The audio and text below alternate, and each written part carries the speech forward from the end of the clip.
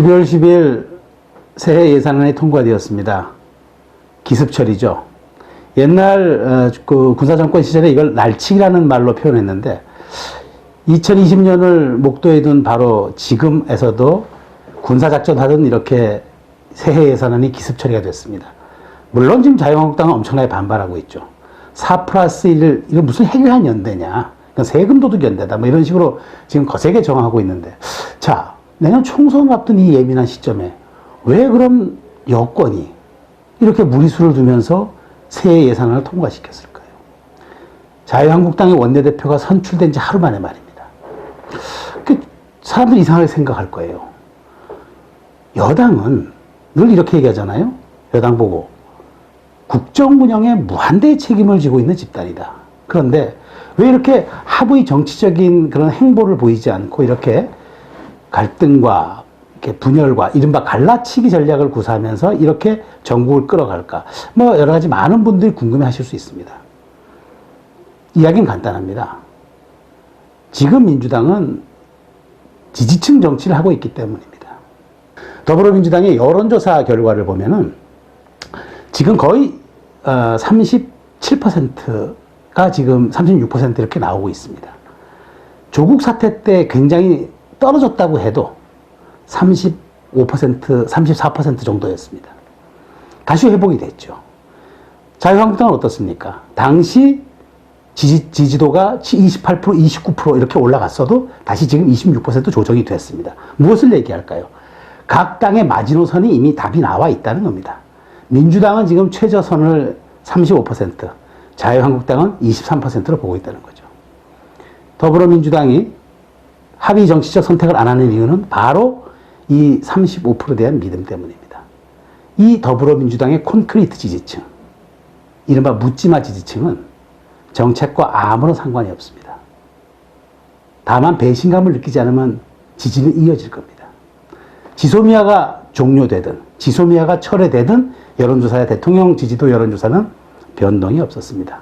이것은 무슨 얘기냐?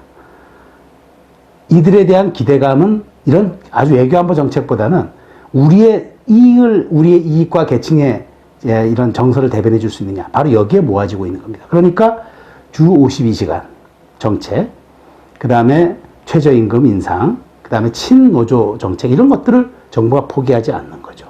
이런 상태에서 자유한국당과의 연대는 무망하다고 생각을 하는 겁니다. 어쨌든 하든 안 하든 아무런 상관이 없다고 판단하기 때문일 겁니다. 그런데 제가 시계를 4년 전으로 한번 되돌려 보겠습니다. 20대 총선을 딱 5달 남겨둔 시점에 제가 그 당시 여론조사표를 좀 들고 왔습니다. 2015년 11월의 여론조사가 당시 새누리당이었죠. 일당이. 지금은 야당이 됐습니다만 새누리당 40%, 새정치민주연합, 그 당시 이제 야당이었습니다. 지금은 더불어민주당이죠. 23%, 무당층 30%였습니다. 그런데 선거 결과 어떻게 나오는지 잘 알고 계실 겁니다. 결과는 민주당 1당 123석, 2당 새누리당 122석, 3당 국민의당 38석이었습니다. 자, 그럼 다시 지금 현재로 돌아오겠습니다. 2019년 11월, 지난달 말 기준에 제가 여론조사표를 한번 보겠습니다. 민주당 39%, 한국당 23%, 무당층 24% 나와 있습니다. 무엇을 얘기할까요? 놀랍지 않습니까? 그때 여론조사 수치와 정말 비슷합니다. 그럼 내년 총선 결과는 어떨까요? 예상할 수 없습니다. 지금의 이 수치가 어떤 식의 민심으로 표출될지 정말 아무도 모를 것입니다.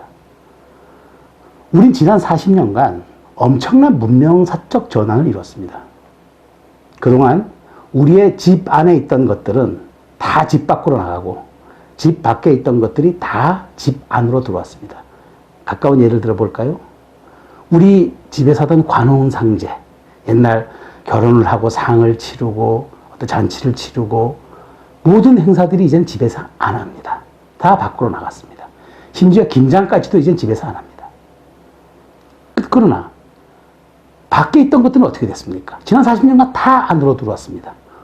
여러분 잘 기억하시는 뭐 우물터, 빨래터, 그리고 화장실, 마당, 심지어 밖에서 기르던 강아지, 고양이, 반려동물까지 집 안으로 들어왔습니다.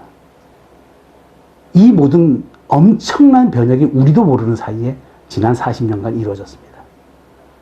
사실 문명의 변화고 문명사적 전환이라 그래도 정말 우리가 인정할 수밖에 없는 이야기일 겁니다. 그런데 우리의 삶은 이렇게 변해가는데 정치는 아직도 30년 전의 시기에 머무르고 있습니다. 내년 총선 어떻게 봐야 될까요? 저는 여당에게 이런 고사성어를 들려주고 싶습니다. 충록자 불견산, 조출축, 사슴록, 사람자, 안이불, 볼견, 매산. 사슴을 쫓는 자는 산을 보지 못한다는 뜻입니다. 중국 고전 회남자에 나오는 말입니다. 이익이나 목적에 눈이 먼 사람은 주변도 무시하고 도리도 저버린다는 의미입니다. 또는 한 가지 일에 마음을 빼앗긴 사람은 그 밖에 다른 일을 돌보지 않을 때도 이 글이 쓰입니다.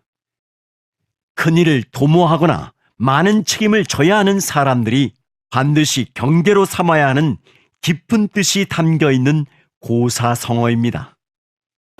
몰입해서 앞만 보고 자기가 필요한 것만, 원하는 것만 보고 앞으로 내달릴 때 어떤 나중에 결과가 벌어질까요? 이 고사성어가 많은 것을 저는 시사해 줄 거라고 생각을 합니다. 비슷한 말도 또 있죠. 화금자 불견임. 이건 현대판 버전입니다. 금에 눈이 먼 사람은 사람을 보지 못한다. 더불어민주당이 지금 확증 편향의 정치를 하고 있다고 봅니다.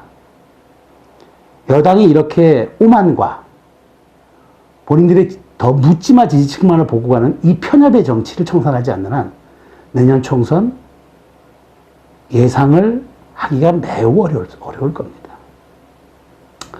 물론 한국당이 앞으로 어떻게 하느냐에 따라서 달라지겠지만 저는 큰 변화를 기대하지 않습니다. 왜?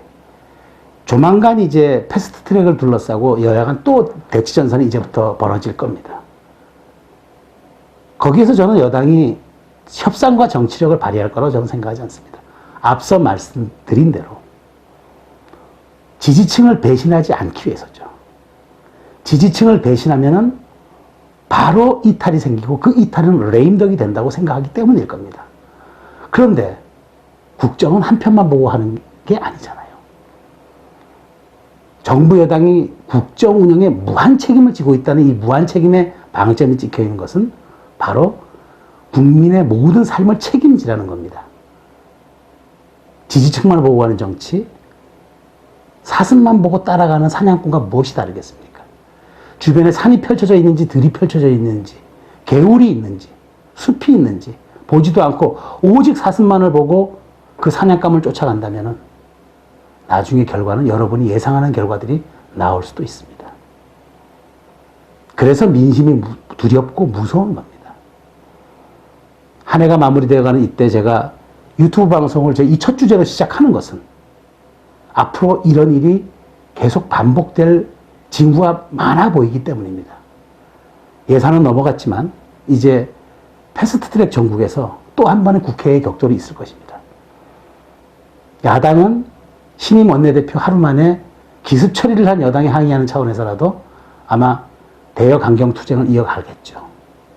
여당 이번에 보여주었듯이 4+1의 연대의 힘을 보여줬습니다. 이건 연대의 힘이 아니죠. 정말 기괴한 괴력 난신에 가까운 정말 조합의 힘이었습니다. 자, 그렇다면은 새해는 또 우리가 생각하는 것처럼 이미 와 있지만 와 있지 않은 것처럼 느껴질 수 있으실 겁니다. 최수영의 네 글자 정치 다음 편을 기대해 주십시오.